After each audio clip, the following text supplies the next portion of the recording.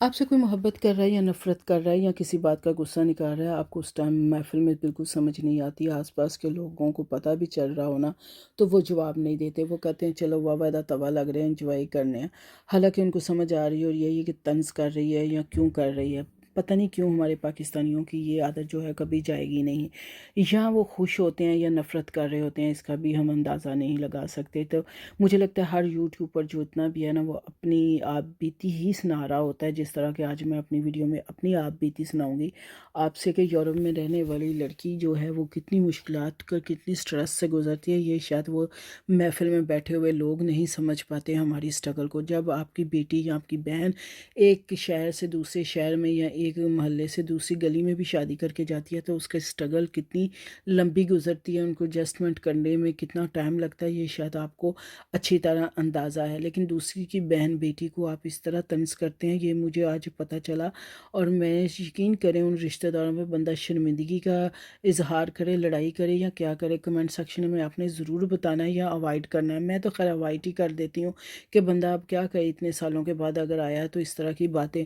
अब ये नहीं समझ आती कि जेलसी होती है या मोहब्बत होती है, इसका भी हम अंदाज़ा नहीं लगा सकते।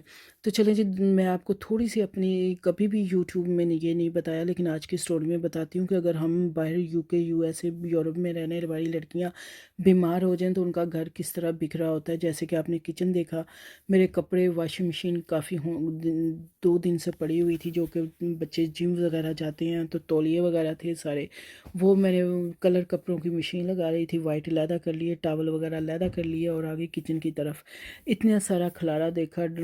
तो बच्चों के शूज़ जो थे वो भी रैंक में नहीं थे कि ड्राइंग रूम देखा, वो भी इतना गंदा हुआ हुआ था, दिल कर रहा था दोबारा जाके बेड में लेट जाऊँ ताकि ये काम आंखें बंद करूँ और ये सारा क्लीन हो जाए। अच्छा, फिर सबसे पहले तो मैंने जो था वॉशिंग मशीन साथ साथ चलाई, सिर्फ धो रही थी और टोकरियों में डाल के लहदा से रख रही थी। फैलाने का काम बिल्कुल भी नहीं था। मैंने सोचा आज अपना जो है सोने वाला कमरा सेट करती हूँ, पंखा साफ़ किया और थोड़ी सी अपनी बेड कवर तकिए वगैरह उतार के वो वॉशिंग मशीन में डाले, झाड़ पोंछ की। फिर मैंने कहा नहीं, आज मौसम बहुत अच्छा है और बेटी भी घर पे हैं, तो चलें जी आज हम जो है ना ड्राइंग रूम के जो सोफ़े हैं वो सेट कर लेते हैं। किचन में इतने सारे बर्तन थे, घंटा से डेढ़ 2 घंटे तो बर्तन धोने में लगे। नाश्ता बनाया, नाश्ता बनाने के बाद जी बाद में आ गई जी मेरे जो मैंने गिलाफ धोए थे उनको मैंने छुड़ाया, सुई से सिया। और ये बेड जो था वो सारा झाड़ने के बाद मैंने कुछ कपड़े यहाँ रख दिए। फिर चले गए हम ड्राइंग रूम में। ड्राइंग रूम में जब जाने के बाद जी मैंने सोफ़ों का काम स्टार्ट किया। अच्छा, हीटर भी चलने वाले हैं कि सर्दियाँ आ गई हैं तो हीटर चलेंगे तो फिर जो हीटरों के ऊपर कपड़े वगैरह डालते हैं सूख भी जाते हैं और कमरा में जो हीटिंग है वो भी होती है। अगर बड़ा सोफ़ा हो आगे लगा हो तो हीट जो है ना वो पीछे ही रहती है, कमरे में बिल्कुल फैलती नहीं है। तो वो काम जो था वो मैंने लाज़मी ही करना था। तो इस तरह से जो था ये कमरा सेट कर लिया। देखने छोटा सोफ़ा खिड़की की तरफ लगा दिया, बड़ा जो इधर कर लिया और इसके साथ साथ जो था ना स्टोव साखर भी कर लिया, चीज़ें भी सारी सेट कर ली। अब लहसुन अदरक जो था खाना बनाने लगी तो लहसुन अदरक का पेस्ट ख़त्म था। फिर मैंने लहसुन अदरक घर पे पड़ा हुआ उससे छीला। ग्रीन चटनी के लिए जो थी मैंने पुदीना, धनिया और सब्ज़ मिर्चें भी काट के रख ली थी, उसको वॉश किया और वो भी जल्दी से मैंने पेस्ट बना लिया था। और साथ में मैंने रख दी थी ऊपर हंडिया। इस टाइम मैं इतना थक चुकी थी कि दिल कर रहा था कि मैं बस और कुछ भी ना करूं, लेकिन मैंने कहा नहीं, आज जो काम मैंने स्टार्ट किया ये ख़त्म करूंगी, ये मेरे अलावा कोई भी नहीं कर सकता। हम जब बीमार हो जाती हैं यहाँ कोई माँ, कोई बहन, कोई कज़न वगैरह नहीं होती, ना कोई नेबर होता है जिसको आप आके कह दें कि हमारा घर का काम कर दे। यहाँ छोटी छोटी हमें अपनी खुशियों को जो है दबाना पड़ता है, बहुत सारे कॉम्प्रोमाइज़ करके घर बनाना पड़ता है।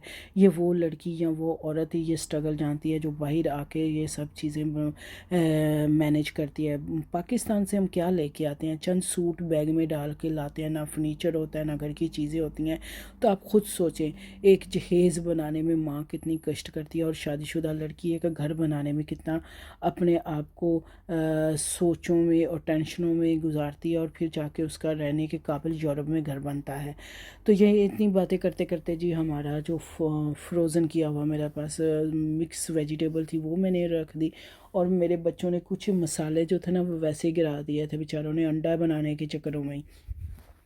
तो वो भी मैंने साथ-साथ मसालों की जो बोतलें खाली थी उनके अंदर मसाले डाले, क्योंकि यहाँ जो मेरे जितने भी फ्लैट में लोग रहते हैं ना वो सारे गोरे ही हैं, डच लोग हैं, वो हमारी तरह मसाले वगैरह तो खाते ही नहीं हैं। तो इसलिए हमें किसी के घर में कोई मसाला भी ख़त्म हो जाए ना तो लेना नहीं पड़ता, खुद से ऐसी चीज़ें ला के एक्स्ट्रा रखनी पड़ती हैं और मैनेज करनी पड़ती हैं। ख़त्म हो जाए तो फिर आपको बैठना पड़ता है कि अब कल ही स्टोर खुलेंगे तो फिर आएँगे।